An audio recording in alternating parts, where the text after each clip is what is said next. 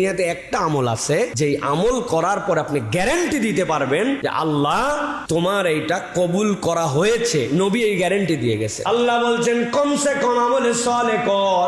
নবীজি বলে দিয়েছেন কিছু না পারলেও লিল মুমিনি আলাল মুমিনি সিত্তু খিসাল, কমসে কম 6টা কাজ কখনো ছেড়ো না।